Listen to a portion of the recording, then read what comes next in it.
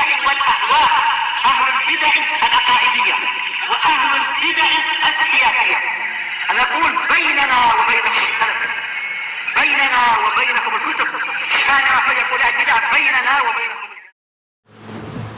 Daras kita terhitung cepat atau lambat ya dalam menyelesaikan kitab-kitab. Akhirnya adalah lambat, tapi nggak apa-apa. Ini lagi. Iya, justru kalau di Damas mungkin malah lebih lambat lagi karena apa? Satu daras itu setengah jam. Kadang mudares sampai 45 menit itu baru satu daras. Nah, kita 5 daras kalau dibuat itu letih. Justru apa? Kita dapat sehari sedikit-sedikit tapi banyak cabang ilmu. Faedah banyak. Iya. Dan yang dibandingkan dulu oleh para masyayikh justru kalau di Jamiah Islamiyah di Madinah dan lain-lain boleh jadi apa? Sekedar kata mereka ajurumiyah saja, sekedar ajurumiyah itu perlu 2 tahun. Kitab yang lain kadang 2 tahun dan seterusnya. Itu pun tidak betul-betul mendalam. Dan namanya itu? Darasnya adalah di kelas-kelas, biasanya adalah tidak sedalam kalau di dalam masjid dengan tenang, dengan santai, pelan-pelan, tidak dikejar oleh SKS kalau di Indonesia istilahnya, sistem kredit semester. Nah, itu justru letih tapi hasilnya sedikit. Baik, bismillahirrahmanirrahim. Sekarang dijelaskan perincian tentang prinsip-prinsip orang Mu'tazilah agar kita tidak tertipu dengan tafsir-tafsir mereka. Kata Syekhul Islam rahimahullah, wa tauhiduhum, prinsip yang pertama adalah tauhid. Maksudnya bagaimana? Huwa tauhidul Jahmiyah, yaitu pola tauhid yang diajarkan oleh Jahmiyah. Makanya Mu'tazilah adalah apa? Memang min afrohil Jahmiyah. Memang mereka adalah keturunan Jahmiyah. Kenyataannya banyak memakai prinsip Jahmiyah walaupun mereka mengatakan kami bukan Jahmiyah. Alladzi matmunuhu nafyus sifat, yang mana kandungan tauhid mereka adalah meniadakan sifat. Mereka mengatakan Allah satu. Kalau satu berarti apa? Enggak punya sifat kata mereka. Karena kalau dikatakan Allah Ta'ala itu apa? Maha mendengar, maha melihat, maha tinggi, maha perkasa, maha kuat, maha berilmu, berarti Allah Ta'ala banyak kata mereka. Ini memperbodoh orang lain, bodoh dan memperbodoh. Dan ini sudah kita bahas di dalam apa? Di dalam kitab-kitab akidah. Bahwasanya apa? Allah Ta'ala zatnya satu, tapi memiliki sekian banyak keistimewaan dan sifat keutamaan. Selesai pembahasan. Tayyib wa ghairi dzalik, dan kandungannya yang seperti itu. Bahkan apa? Allah sama sekali tidak punya sifat dan sama sekali tidak berbuat menurut sebagian mereka yang lain. Walaupun apa? Sebagian Mu'tazilah menetapkan tetap Allah Ta'ala berbuat, tapi dibantah oleh teman mereka yang lain. Qalu, mereka mengatakan innallaha la yura. Termasuk konsekuensi Allah Ta'ala satu adalah Allah Ta'ala tidak boleh dilihat. Ini aneh. Apa kaitannya Allah Ta'ala satu tapi tidak boleh dilihat? Tayyib, ini adalah apa? Memperbodoh orang lain. Karena bukan konsekuensi satu adalah tidak boleh dilihat. Berapa zat yang dia hanya satu dan dia boleh dilihat. Wa innal Qur'an makhluk, kata mereka. Termasuk dari konsekuensi Allah itu satu adalah Al-Qur'an makhluk. Ini gimana pula? Maksudnya adalah apa? Allah Ta'ala satu, sesuatu yang satu tidak mungkin darinya itu muncul apa? Sifat-sifat. Sementara Al-Qur'an adalah sifat. Berarti apa? Al-Qur'an bukan dari Allah, tapi Al-Qur'an adalah sekedar apa? Ciptaan. Bukan zatnya Allah tapi ciptaan. Bukan sifat Allah tapi dia adalah ciptaan Allah. Wa annahu ta'ala laisa fawqal alam. Kata mereka Allah Ta'ala itu bukan di atas alam. Tapi apa? Nah, sekarang khilaf. Kalau tidak di atas alam lalu di mana? Apakah di bawah? Sebagian mereka menetapkan iya Allah di bawah. Yang lain mengatakan Allah di mana-mana. Yang lain mengatakan Allah Ta'ala tidak dimanapun. Tapi dia ada atau tidak? Dia itu tidak boleh kita katakan ada dan tidak boleh kita katakan tiada. Rusak akal. Itu aneh juga. Iya. Jadi kayak apa itu? Denyut nadi, kadang ada, kadang nggak ada. Biskut. Apa? Makan biskut. Macam biskut. Biskut chips mau Biskut. Kejap makan, kejap ada. Oh iya, sah. Cara makan biskut. Tayyib, wa annahu la yaqumu bihi ilmun wala qudratun wala hayatun wala sama. Tidak ada pada zat Allah itu apa? Sifat ilmu, sifat kekuasaan, sifat kehidupan, pendengaran, basar, wala kalam, wala masyiah, tidak punya keinginan, wala sifah minas sifat, tidak ada satu sifat pun. Ini sebenarnya apa? Menghina Allah Ta'ala. Karena apa? Yang punya sifat lebih utama daripada yang sama sekali tidak punya sifat. Yang punya kehidupan masih lebih baik daripada yang tidak punya kehidupan. Karena apa? Tidak mungkin orang-orang Mu'tazilah dia akan rela ketika dikatakan oh batu ini lebih baik daripada kamu. Oh marah dia. Kenapa? Kamu punya kehidupan, batu nggak punya kehidupan. Mereka marah, padahal mereka mengatakan ingin mensucikan Allah, tapi justru apa? Menyamakan Allah dengan batu, yaitu tidak punya kehidupan. Itu baru dari satu sudut pandang, belum lagi sudut pandang yang lain-lain untuk membantah mereka. Qala Syekh Ibnu Utsaimin, idzan, kalau demikian, madza shara tauhidu indahum? Tauhid itu jadi seperti apa menurut mereka? Ila tajridillahi min sifatih. Tauhid itu menjadi apa? Pengosongan Allah dari sifat-sifatnya. Allah Ta'ala dikosongkan dari sifat-sifatnya, dibuat jadi kosong. Nah seperti ini jelas bukan pengagungan, bahkan apa? Penghinaan. Justru yang namanya pengagungan dan pemuliaan adalah apa? Kalau betul-betul suatu zat itu penuh dengan sifat-sifat kemuliaan. Kalau antar mereka saja mereka tidak rela dikatakan, oh Syekh Anda ini hebat, si fulan itu hebat, dia sudah pandai membuat ini, dia juga ilmunya bagus, dia juga perkasa, dia juga tampan, dia juga apa? Disebutkan sekian banyak sifat. Sementara Anda, walaupun Anda ini teman satu kelas, Anda nggak punya itu semua. Jelas dia akan marah itu.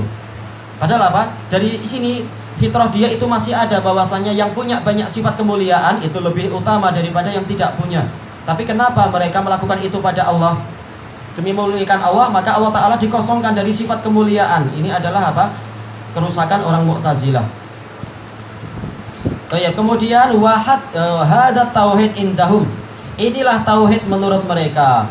Wahadullah, wahadallah, mentauhidkan Allah, yakni maksudnya apa? Jarradahu min sifatih, mengosongkan Allah dari sifat-sifatnya. Li'annaka idza qulta lahu sifah, karena kalau engkau mengatakan Allah punya sifat, faqad masaltahu bi ghairih, berarti engkau telah menyerupakan Allah dengan yang lain.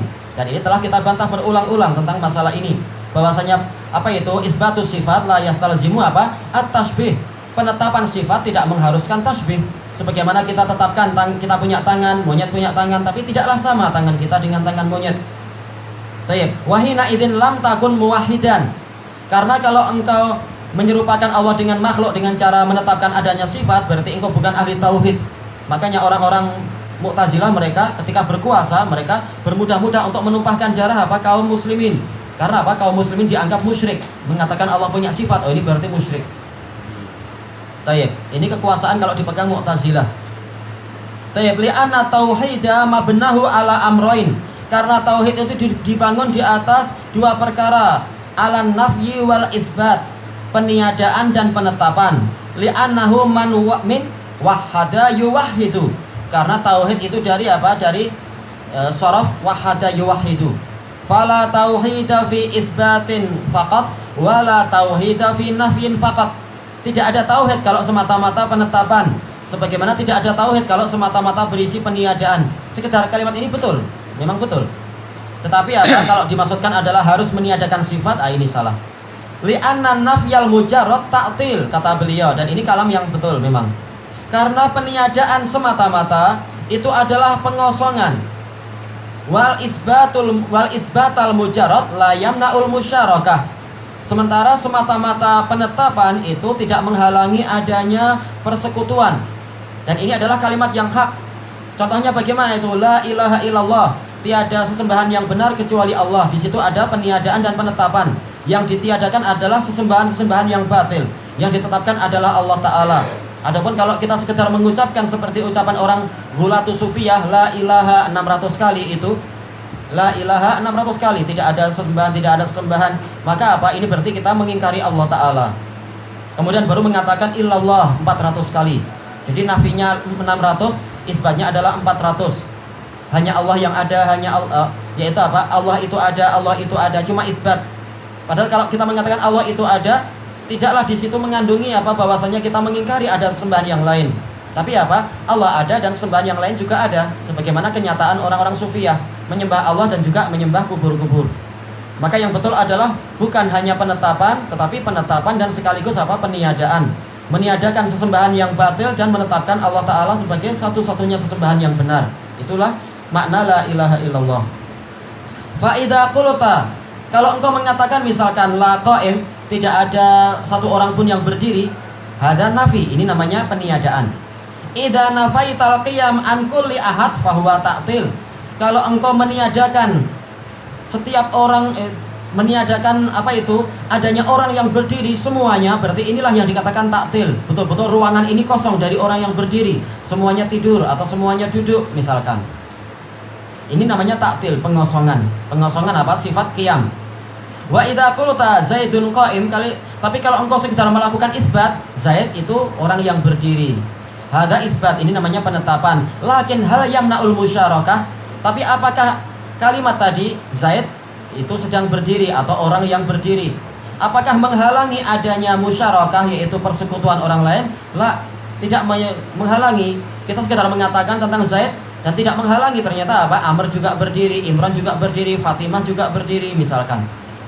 Faqad yakunu aidan Amr qa'iman, karena boleh jadi juga di tempat di dekat situ maksudnya di kursi yang lain ternyata siapa itu? Si Amr juga berdiri. Khalidun qa'iman, Khalid juga berdiri. Zaidun qa'iman, dan si Zaid juga berdiri. Barangkali bahkan dalam satu kelas ada Zaid juga yang lain, binnya yang lain. Wa idza qulta la qa'ima illa Zaid, kalau engkau mendatangkan pola nafi dan isbat, tidak ada yang berdiri kecuali Zaid, kanal an tauhid. Nah, sekarang inilah yang namanya tauhid. Ja'altal qa'ima wahidan, engkau jadikan yang berdiri itu hanya satu saja. Wa huwa Zaid, dan dia adalah Zaid. Wa misluhu la ilaha illallah, semisal dengan inilah pemahaman la ilaha illallah, yaitu apa? Kita meniadakan sesembahan yang benar dari semuanya kecuali apa? Kecuali Allah saja. Yang lain adalah batil walaupun dianggap sebagai sesembahan. Wa haula'i yaqulun, sementara Mu'tazilah mengatakan inna tauhid, maksud tauhid itu apa? Allah tusbata lillahi sifatun abada, tidak boleh ditetapkan untuk Allah satu sifat pun sama sekali. Abadan ini adalah kebiasaan orang Yaman, maksudnya bukan selamanya tapi sama sekali. Taib, nas'alullah al-afiyah, kita mohon kepada Allah keselamatan. Ucapan orang tadi apa? La sam'a wala basara wala qudrata wala hayata wala ilma wala syai' abada. Yaitu maksud la ilaha illallah adalah apa? Maksud tauhid adalah Allah tidak punya pendengaran, tidak punya penglihatan, tidak punya kemampuan, tidak punya kehidupan, tidak punya ilmu, tidak punya sesuatu apapun sama sekali. Lalu siapa yang menciptakan langit dan bumi ini? Dan dengan apa dia menciptakan kalau tidak punya ilmu dan kemampuan dan hikmah? Ini semua adalah bantahan terhadap mereka. Tayyib ilahuna wallahu a'lam. Mu'tazilah ni dia pernah berkuasa. Mu'tazilah, banyak ulama mengatakan bahwasanya kenyataannya yaitu siapa? Ahmad bin Abi Duat ini adalah Mu'tazilah. Tapi para ulama mengatakan Mu'tazilah itu hakikatnya adalah Jahmiyah memang. Nah, Ahmad bin Abi Duat ini sebagai apa? Hakim terbesar di zaman Ma'mun, di zaman apa? Al-Wasik dan siapa itu? Al-Mu'tasim. Memang makruf lah dia membunuh ahli sunnah mereka. Banyak ahli sunnah yang terbunuh. Ketika hakim ini memerintahkan khalifahnya tertipu, udah banyak orang yang terbunuh. Bismillahirrahmanirrahim. Qala al-imam